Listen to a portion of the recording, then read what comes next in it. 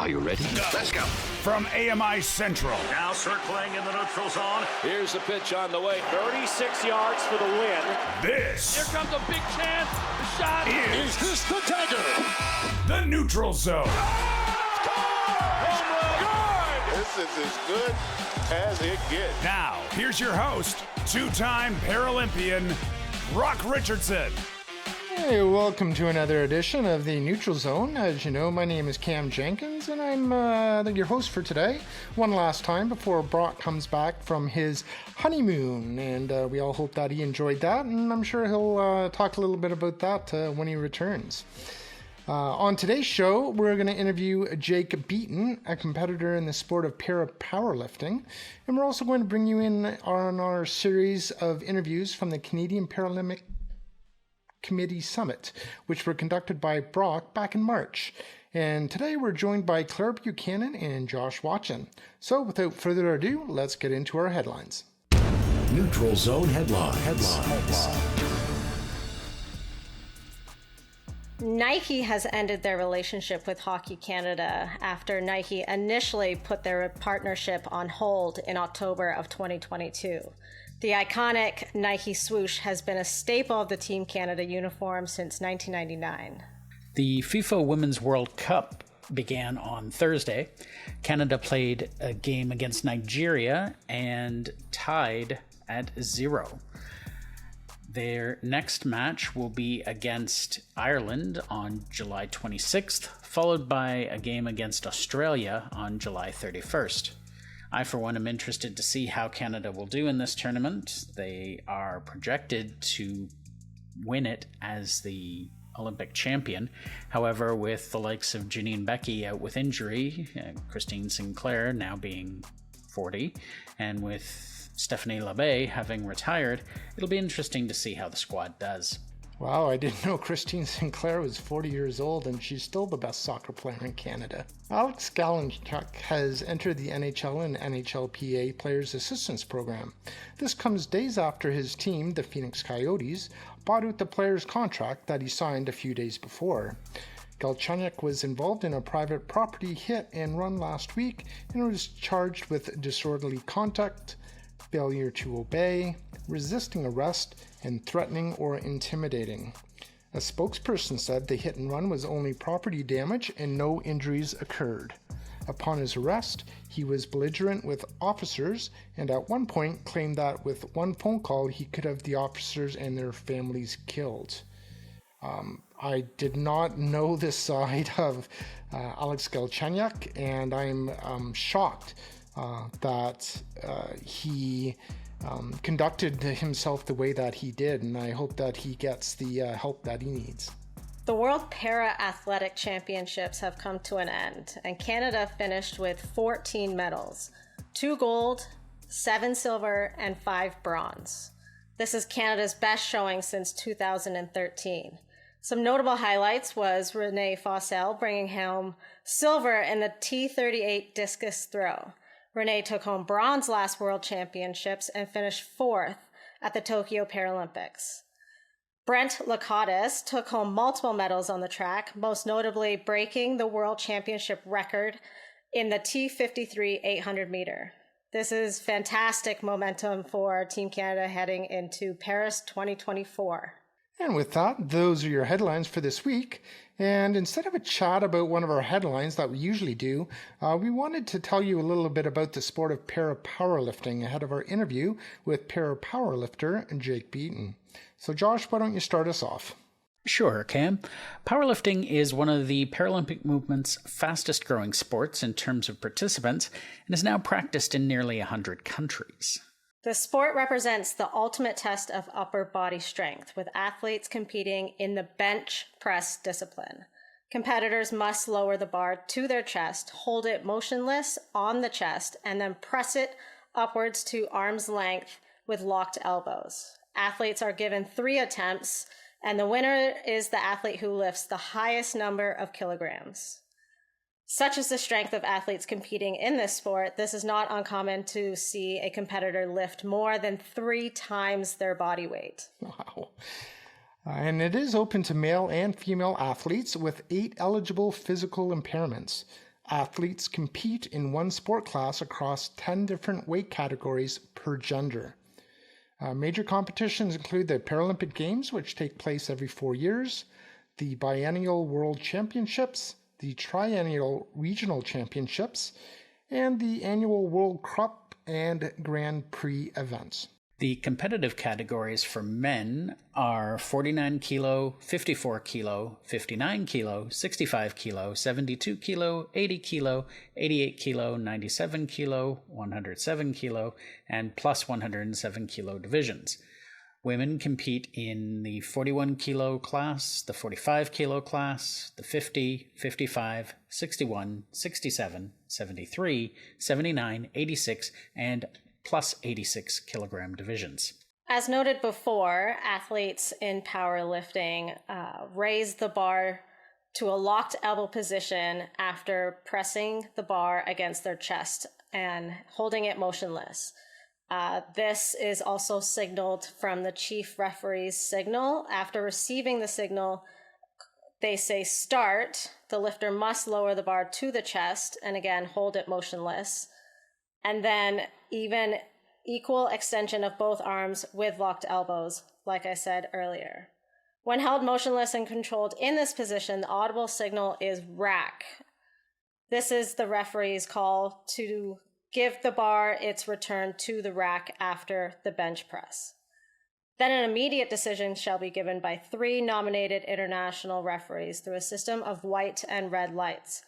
2 or more white lights signify a good lift, and 2 or more red lifts reflect an incomplete lift. Each athlete has 3 attempts, and upon discretion of the jury, a 4th attempt may be allowed to achieve a new world record. But this attempt does not count towards the final competition results. And with that, you have a little background information in regards to powerlifting. And then coming up after the break, we're going to be speaking with Jake Beaton. He's a powerlifter from North Bay, Ontario, and he'll be talking to us about his career, how he got into the sport, and what training looks like, and finally about some of the upcoming competitions. But first, if you want to reach out to us via Twitter, here's how you can do it. And welcome back to the Neutral Zone AMI broadcast booth. And we are set to get this ball game underway. The first pitch brought to you by Brock Richardson's Twitter account at NeutralZoneBR. First pitch, strike. And hey, gang, why not strike up a Twitter chat with Claire Buchanan for the Neutral Zone? Find her at NeutralZoneCB. And there's a swing and a chopper out to second base, right at Claire. She picks up the ball, throws it over to first base for a routine out. And fans, there is nothing routine about connecting with Cam and Josh from the Neutral Zone. At Neutral Zone Cam J and at J Watson 200. Now that's a winning combination. And this Oregon interlude is brought to you by AMI Audio on Twitter. Get in touch with the Neutral Zone. Type in at AMI Audio. And welcome back to the Neutral Zone. As I was saying before, I'm Cam Jenkins, your host, along with Claire Buchanan and Josh Watson. And along with us now, we have Jake Beaton.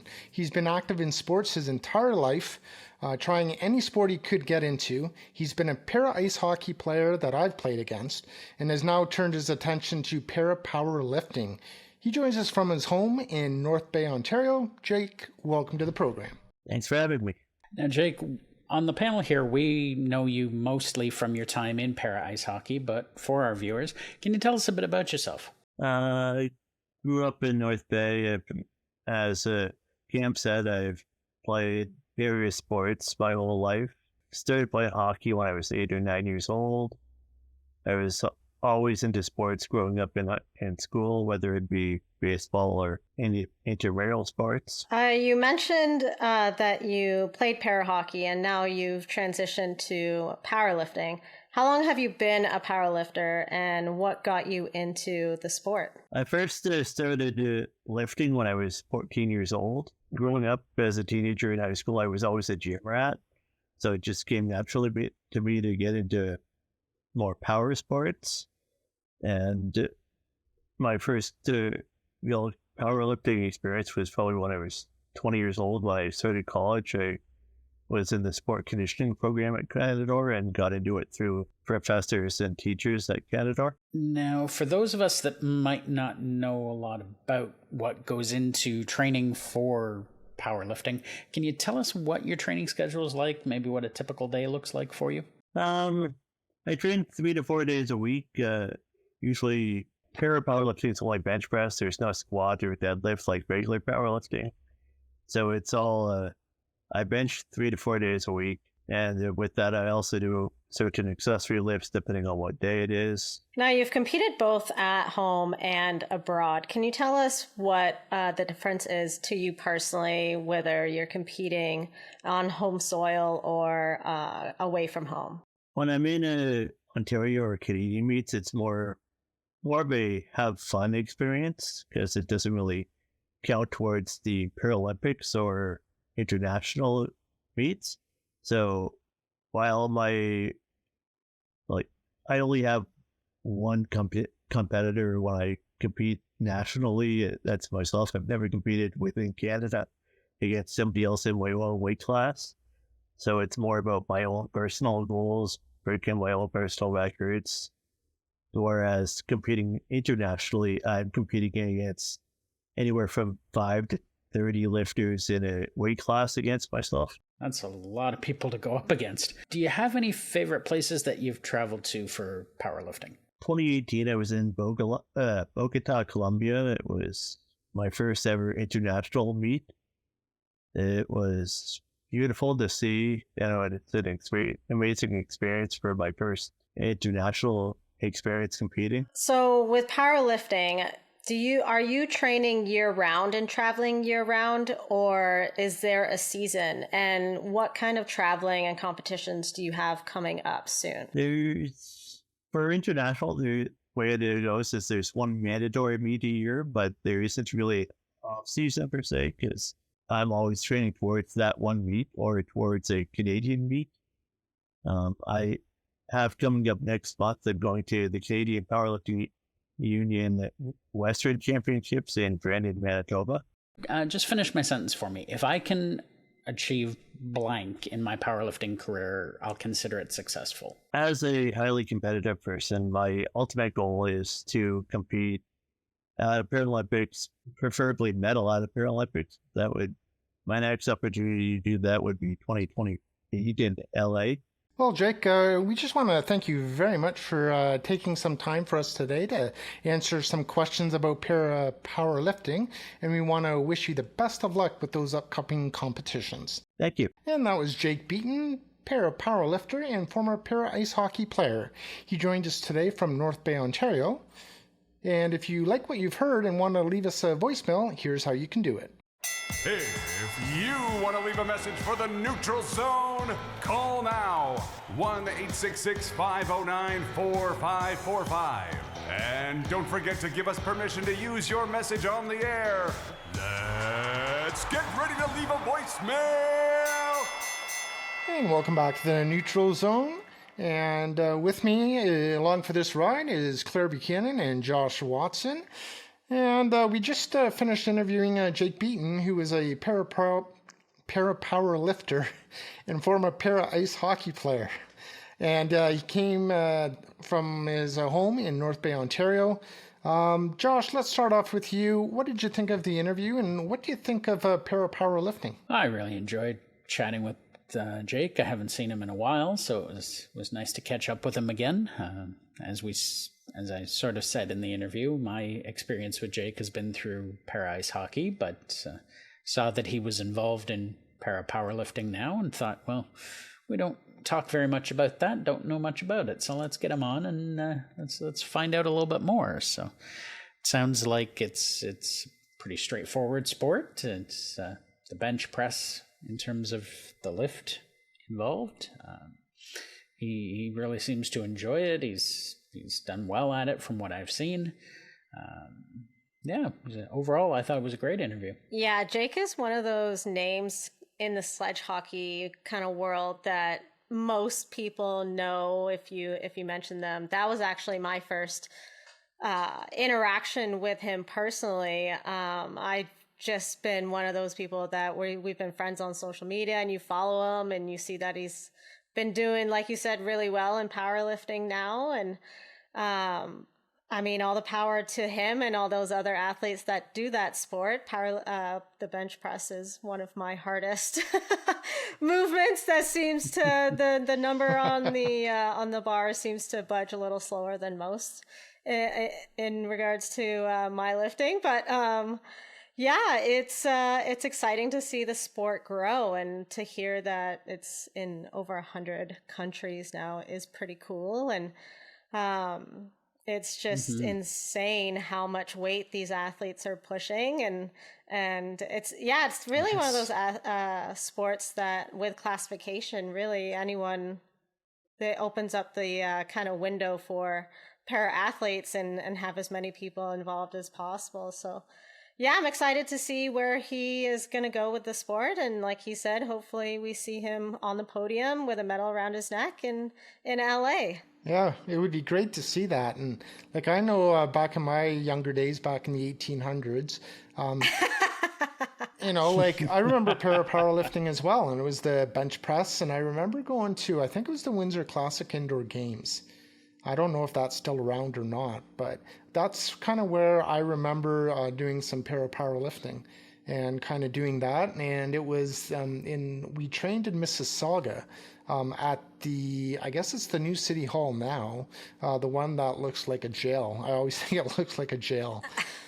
But they had a weightlifting center there. So that's where, you know, a few of us from Erin Oak would always go one day of the week. I don't know what day of the week it was, but yeah, that's kind of, and I didn't realize that it would blossom into this sport for para athletes that it is today, that it's so many countries around the world and you get to travel. And yeah, it's so nice to see how far it's come.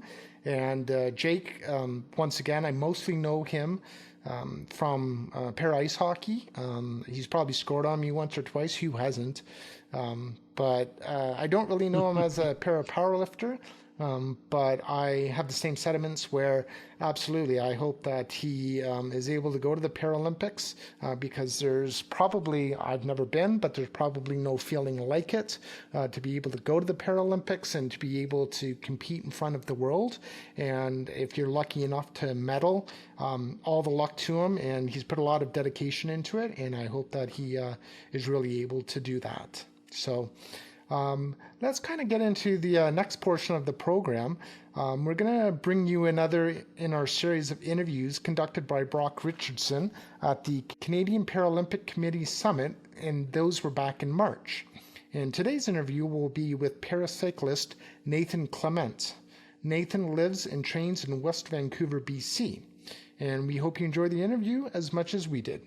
Nathan, let's, before we delve into paracycling, I understand that you won a bronze medal in the 50-meter butterfly at the Toronto 2015 Pan Am Games. Can we start there and what that was like? Oh, wow. The winning a bronze in front of home soil in Toronto, having family there, and being at an incredible facility that the Toronto Pan Am Center was one of the biggest honors, but also just an opportunity of redemption after a few years of struggling, not making a team in 2013, falling apart in a finals in 2014 at the Pan Pacific Championships, and then coming into Pan Ams, the goal was to get on the podium, and to squeak it out, to get on the podium at the wall on the finish was a moment that I will always hold to my heart. And just seeing the emotion, seeing the celebration of my parents in the crowd, seeing them realize that we won a bronze is something that I'll never forget. Yeah, I think people don't really understand until they experience it what it is like winning on home soil. And it doesn't matter whether it's in your home province or just in your country. It's just that feeling of I had family, I had friends, I had everybody around me.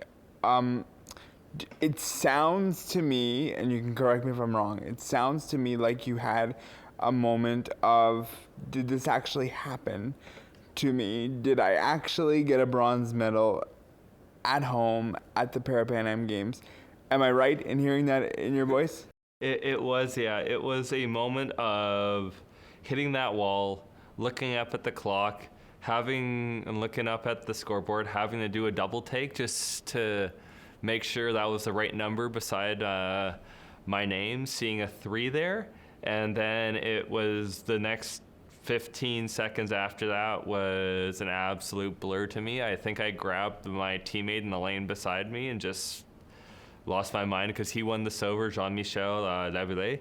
He won the silver, so him and I were celebrating together.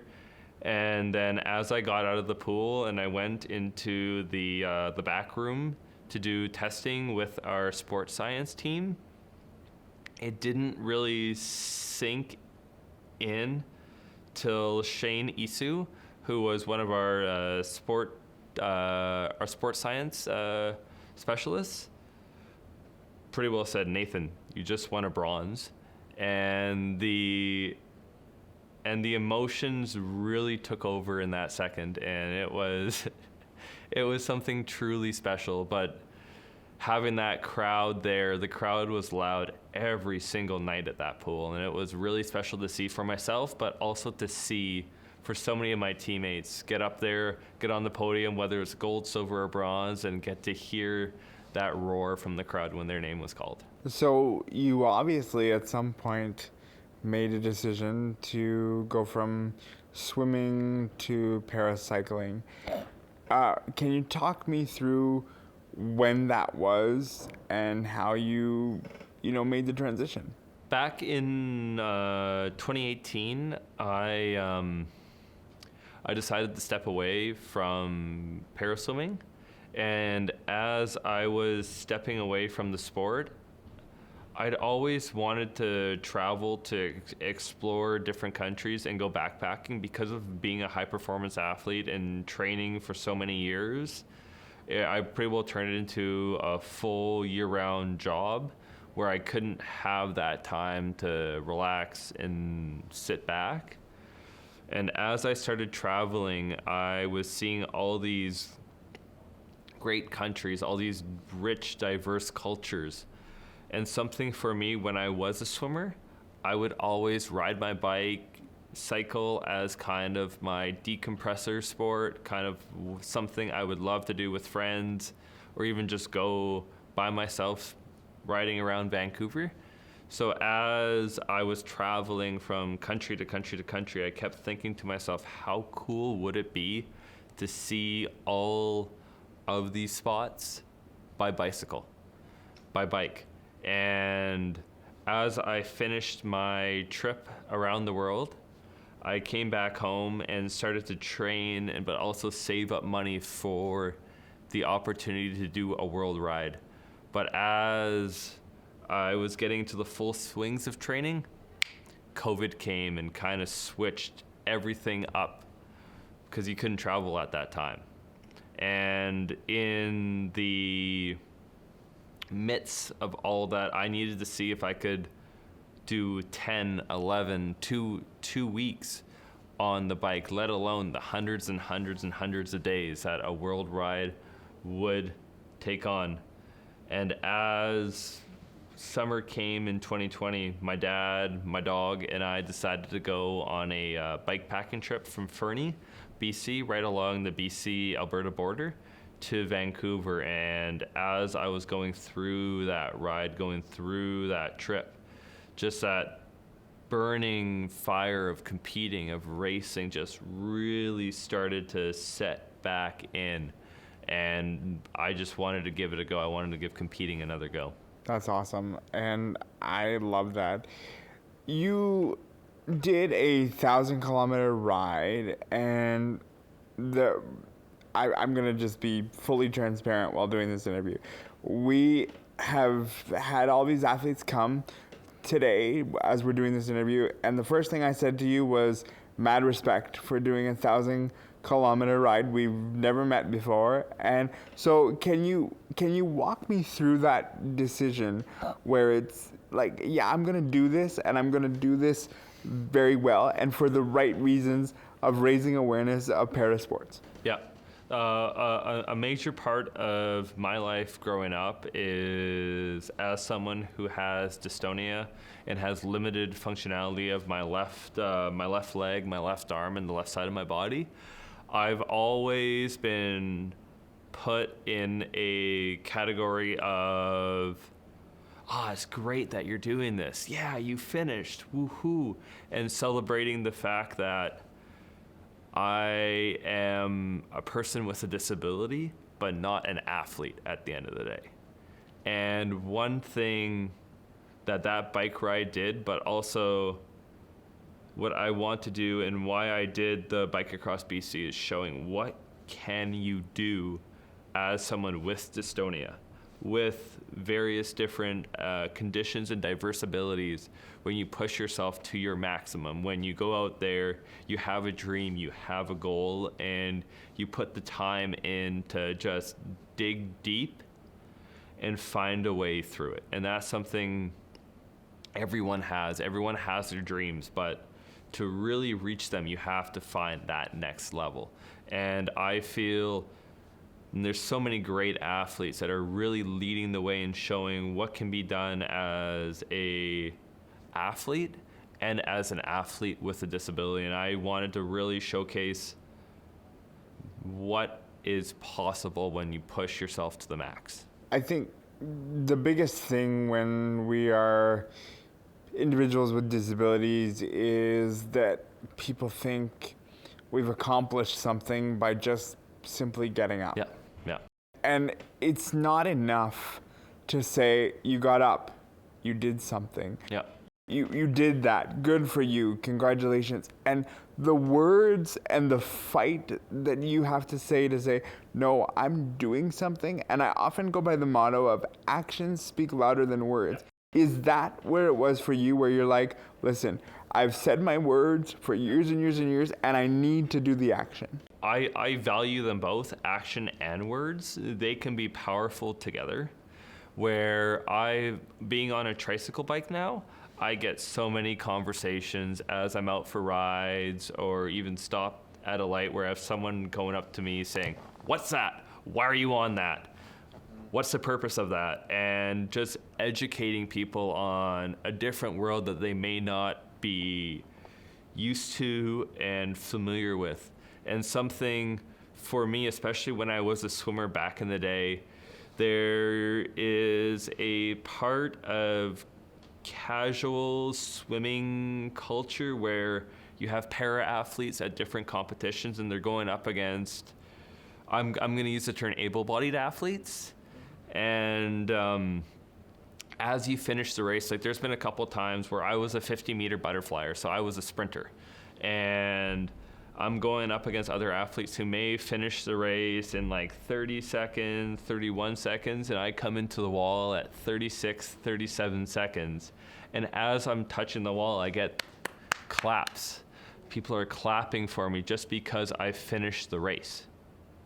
And as an athlete, and after having a terrible race, after having a race you're not happy with, that can be very demeaning. And it can be almost more humiliating than losing to someone by 4 or 5 seconds. I absolutely agree with what you're saying. I, competed in bocce for a number of years, and people didn't know what a good shot was. So if you were within X number of inches from the jackball, it didn't matter that the opponent sitting right next to you could literally see the entire jack, and you're like, you're cheering because why?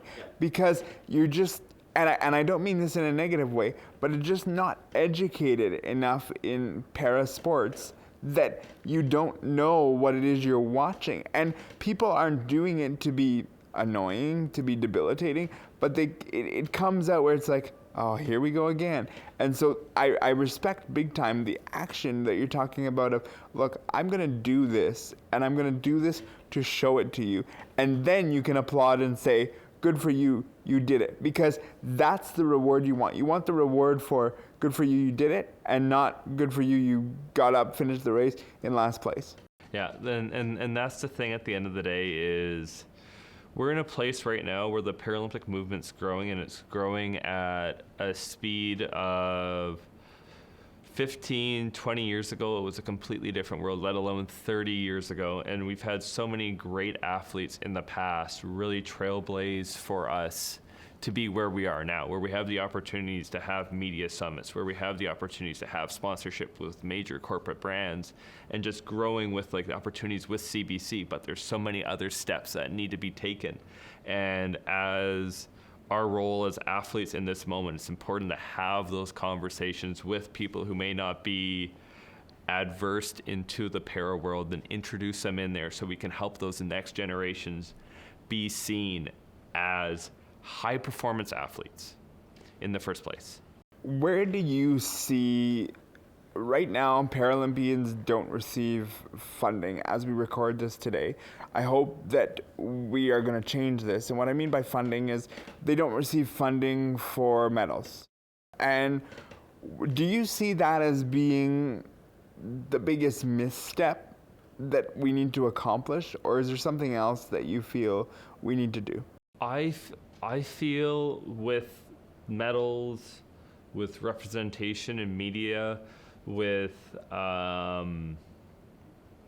opportunities of competitions and just development of the sports in many parts of the world, and even here when it comes to funding, let alone being medals or just yearly earnings for athletes, they all go hand in hand together. And I feel the direction we're going, the work that is being done at this time is really going to set up that conversation. Like, I would not be surprised, and I hope this is the case, in the next games or two, that medal earnings will be given to para athletes. I did a story. I actually did some work with AMI last year as a freelance editor, and I covered a story on a Paralympic athlete that had to retire due to lack of funding. And it's quite challenging. It's quite difficult for athletes to be put in positions like that where equipment is so expensive, where, let alone my bike, I'm very fortunate I have an incredible supportive team with Cycling Canada, but if I had to pay for my bike on my own, I would not be here today. I would not be able to have this conversation because that would put me so far in debt and in the red.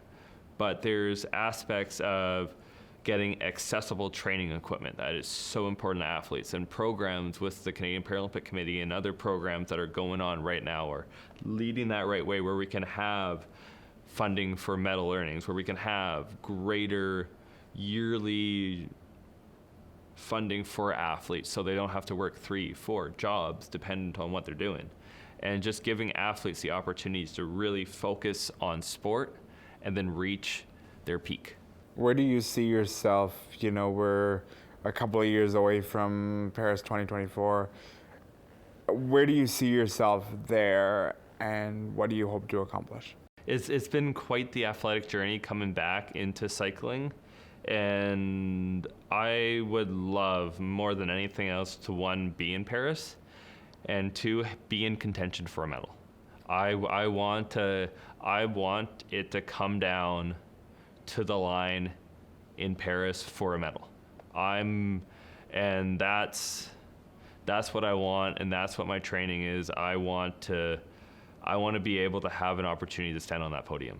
What sets paracycling apart from every other sport? I've had a very unique journey where I was a para soccer player, became a para swimmer, and now I'm a paracyclist, where soccer is, at least in my own journey, is very much a team game.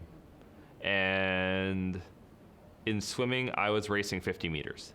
That was it. Now I'm getting up on the bike, going 20K time trials, going 30, 40K road races, where you are pushing your body to its limit for 30, 40, 50 an hour long, and just trying to be at your best while being in the red the whole time. And one of the biggest differences I find is just the opportunity training as well, just to be outside, to be outdoors and be in surroundings. And one thing I love, like soccer is such a great community in Vancouver, same as swimming, but there's been nothing like the cycling culture. There's been nothing like just being able to meet so many great people and have so many amazing conversations on my ride for training out in Vancouver, where they see the track and they want to learn more. They want to understand the story of not just myself, but other para athletes too. And I feel it's something so unique where you're able to ride 40, 50, 60, 100 plus K a day. And along those rides, you're running into multiple different people. You're having multiple different conversations, and you're really learning about their world, but you're also sharing about yours too. It really is a community in the parasports world, and I think that that's one of the most underrated things that we don't talk about. It doesn't matter what sport you play or what you do, it really is a community. Nathan, we really appreciate you doing this interview. Thank you so much, and we'll have to have you back on again soon. Thank you very much for having me. And that was our very own Brock Richardson speaking to Nathan Clement, a paracyclist from West Vancouver, British Columbia. Now, with the last little part of the program, I thought, we'll talk about Nathan Clement. And a lot of people might not know that he was also in paraswimming, which he retired in 2018, and then he went to paracycling in 2020. Claire, maybe we'll start with you. I know you've been a two-sport athlete before. Now, with Nathan, it wasn't at the same time. He did it at two different times. But can you maybe talk about what it takes to kind of go from one high-performance parasport to another high-performance parasport? I mean, just talking about the longevity of being an athlete itself, it's tiring. You're constantly putting energy into it, whether it's resting or actually being active to train. So and yes, there is a difference a little bit with playing two sports at the same time rather than playing one and switching to another. But at that level, when you're in sports and being on the international stage in those sports, I think your routines and your habits, I don't think that they would change very much. You're still making sure that you're fueling your body properly and getting enough rest and using the support that you have around you. I just think that it doesn't create a different mindset. It's just being able to, you're probably putting a lot more time into prehab and kind of preventative maintenance when you're trying to extend your athletic career into another sport. Because you can't freeze time. You're getting older and you're getting, you're getting stronger at the same time. Father time gets you no matter what. Father time is always creeping up behind you. So it's impressive when athletes can do that, and I give all the power and gratitude towards them, because they're consistent and it shows. Yeah, and Josh, how about you? I know that you do play para ice hockey, and then you're also throw as well. What's your perspective on competing in two sports? Well, certainly I was lucky in that my sports were not necessarily offered side by side, so I didn't have to try to juggle them both, because I can honestly tell you I couldn't. I would find that far too much work. I love my sports, but I'm definitely a recreational athlete, shall we say. But that's okay. I was too. Yeah, absolutely. We had many a good time together. Let's see. In terms of just being able to manage two high-performance sports, I think it's very impressive. I don't know how you get out of the pool one day and decide, I think I'm going to go try cycling. That wouldn't have been my first thing that I would jump to. But Yeah, for me, it was just a matter of one was cross training for the other. Like hockey kept me in somewhat shape to go and throw, and then throwing kept me active in the summertime when I wasn't on the ice. So it balanced itself out quite nicely for me. Yeah, and like as far as Nathan goes, he's doing paraswimming now, but before he did paracycling. So have you either of you seen paracycling before? Do you have any comments on him and what he accomplished in paracycling? Josh, maybe we'll start with you. I think it was actually reverse. I think he did the swimming first and then the cycling, which is totally cool. Yep. Yeah, no problem. I've seen a little bit of paracycling, not very much, and most of it is like tandem track cycling with visual impairment. So I can't really speak very much to what he's done on the track as a cyclist. I did notice in his bio that he was a tricyclist, which I assume means that his bike had 2 back wheels rather than just the one, probably for stability. I see he's a T1 classification. So I would suspect that has something to do with limb impairment, but I should know, but I don't. But yeah, just seeing some of the things he's done in cycling compared and added on to what he did as a swimmer with his bronze medal in the Pan Am Games and the accomplishments he's had is really quite remarkable. Yeah, absolutely. And I'm kind of in awe of his career because he was able to do paracycling and paraswimming at such a high level. And to be able to do it in 2 different sports, like I said, I'm just in awe that he's able to accomplish something like that. And, cycling, and I'm not kind of sure what cycle he was using, but if it was one that used his hands to be able to propel the bike, and then paraswimming, that is a lot of upper arm strength, which is really good to be able to use that upper arm strength to be able to compete in both areas. So yeah, I'm just really in awe of him and what he's accomplished. And Claire, do you have any? Yeah, he's.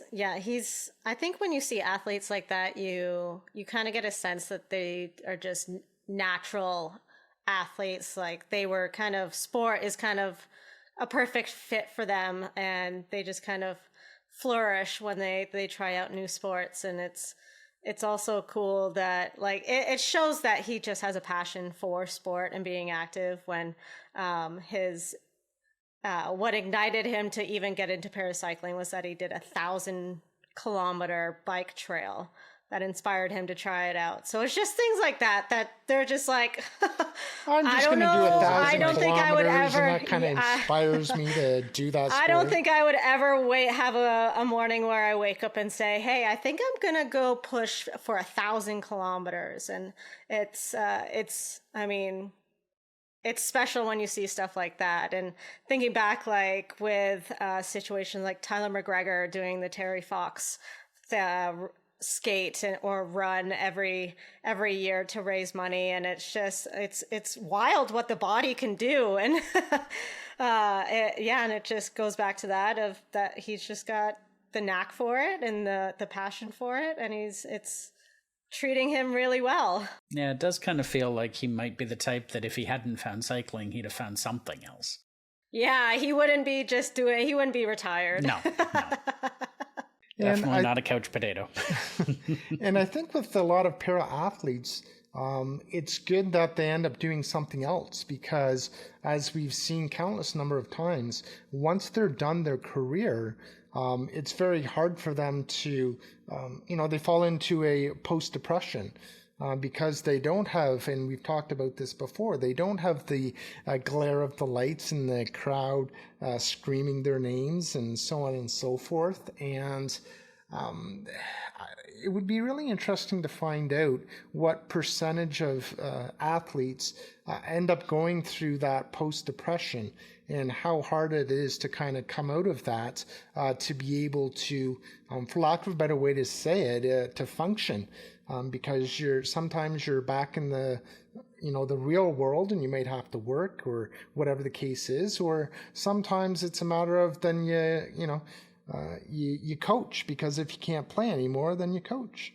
So, kind of what are your thoughts, Claire, on, when a person comes to that point in their career where they're done, and they've got to kind of move forward? Yeah, it's tough when you go from such being at the international level, especially, and you're every day is dedicated to this one goal and this one sport. And when you wake up and you no longer have that routine, and that, like, you always know what your next day and kind of what your schedule looks like. It's kind of laid out for you when you're competing at that level. Everything's laid out for you. You just got to do it. And so it's tough to go to a routine that you have to recreate yourself, and then you're trying to find out what you like outside of sport. And so it's natural for athletes to stay in sport. And I am a example of that myself. I am working in sport, and I am looking to get back into playing recreational wheelchair basketball just because I love sport. I'm not trying to do anything highly competitive with it or anything. Just we enjoy playing sports, and that's just naturally what we kind of fall back onto. And it's like that. It's those situations where you find athletes like Alana Nichols from the United States, where she won gold in wheelchair basketball, and then went and medaled numerous times in downhill skiing. And now she's surfing and winning medals and staying on the podium there. So it's just, I guess, in our nature, and it just becomes a part of you that sport you can't really fully detach from it. Yeah. And I don't think you want to either. No. Tatiana McFadden's another one. She was a racer for years, and then she's I think she got into skiing as well, now that I think about it. Yeah. Again, did just as well at skiing, and you just kind of look at them and go, okay, is there anything you can't do? Like, really? Come on now. Yeah. Like you almost want to be like, okay, leave off. some medals right. for the rest of us. Like, come on here. But it's really, really impressive when you see things like that. And I mean, even for yourself, Claire, you've mentioned before that you're at a stage where Dash is getting ready to play sports, and you want to introduce him to some of your sports. So that's got to be something else to keep in mind. Exactly. And it's cool that it hasn't been like I'm not pushing him into sports, or it's not like hey, I'm doing this, so you're going to do it too kind of thing. And he's just naturally loves being in the atmosphere and wants to get on the ice and try it out. So it's exciting. And who knows what'll happen, right? Exactly. Yeah, like, it must be the hardest thing to know that you're at the end of your career. And I think some people really rage against the machine to be able to say that they're at the end of their career. Like, I can't even imagine what that's like. Like, just from a casual sporting, my experience is, from playing para ice hockey, but mine was more an injury because of my carpal tunnel.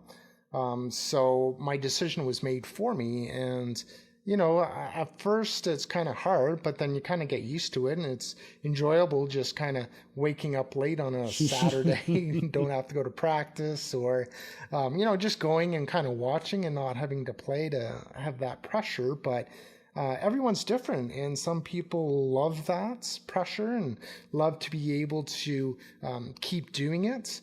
And like, for me, it was just a nice transition of, okay, my wrists are really hurting me. It's not worth it to play para ice hockey anymore. So I'm going to ease into retirement. No problem whatsoever. And that's from casual para ice hockey. That's not from like competitive right. Competition. So yeah, I don't know. For me, I ended up sitting out a season of para ice hockey because of a shoulder injury, and I was a trooper. I went and I supported my team, and I sat up in the stands going, "No, this is driving me crazy." I couldn't stand not being on the ice. It's like, why can't you see this play coming? Like, come on. And it's so much easier when you're in the stands, no matter what sport it is. If you're in the stands, you see it from a different perspective that other people don't see it compared to on the ice. So it's so easy to play the armchair coach, I guess, or armchair quarterback, or whatever you want to call it, to be able to say, oh yeah, you should have gotten this person, you should have gotten that person, or you should have run the goalie. How did you not see he was coming down? You don't want to run the goalie. No, I'm the goalie. Please don't run me. We don't like that at all. Well, that's why coaches have coaching jobs and athletes are athletes, right? Yeah. They have a different perspective. You do your part, I'll do mine, and don't take the criticism personally. Yeah.